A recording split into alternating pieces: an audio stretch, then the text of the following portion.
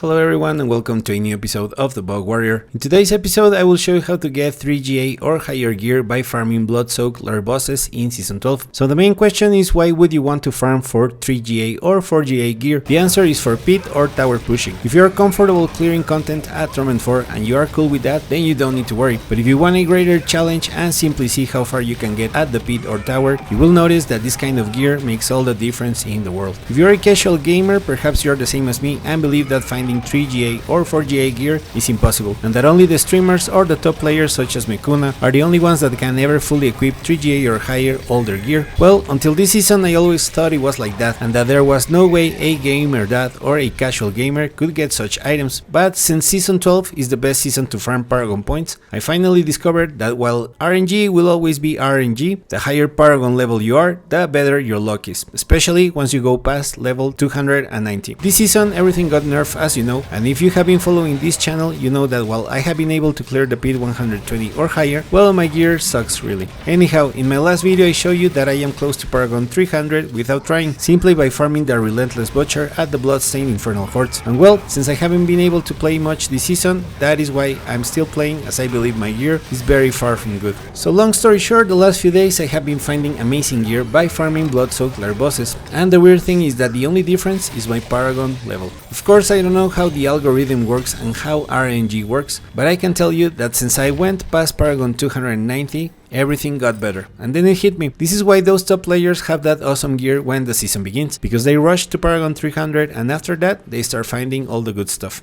I'm not saying that you will find 3 or 4 GA gear immediately, but they will begin to appear. So if you wish to pit or tower push as high as possible and get this gear, this is what you want to do. First, focus on reaching Paragon 285 or 290 by farming the Relentless Butcher at Bloodstained Infernal Hordes. I already made a video on how to get those compasses and farm them, so I will leave the link to it at the description. Next, you want to collect the reputation caches at GA, since that is the best source in Season 12 to find Bloodsoaked Lair Boss sigils. Once you get your sigils, check what boss to farm depending on your build. If you are playing Paladin like me and you are using the Shield Fortress, then you know Duriel is great to farm for Griswold Opus, Griswold and Uribar for the Guard of the White Dove, and the Beastie Knights for the Fists of Fate.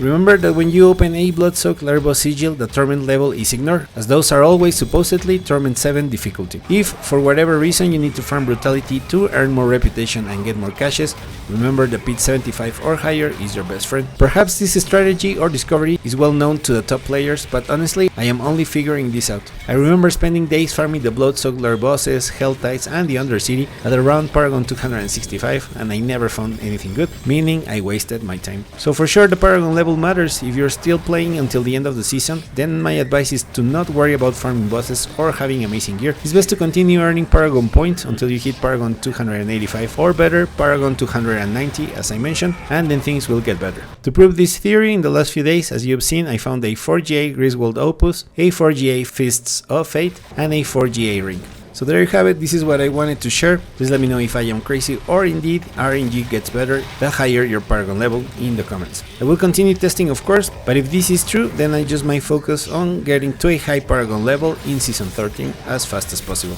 We reached the end of the video, thank you very much for watching. If you made it this far and found the video interesting or useful, please consider to share, like, comment or subscribe, and I will see you in the next one.